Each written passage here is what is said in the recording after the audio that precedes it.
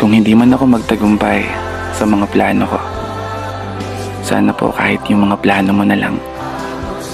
Kasi Lord, yung mga pangarap ko para sa sarili ko, isinuko ko na. Pero yung mga pangarap ko para sa pamilya ko, inilalaban ko pa. Kaya sana tulungan mo po akong manalo. Ipinauubaya ko na po sa inyo ang lahat.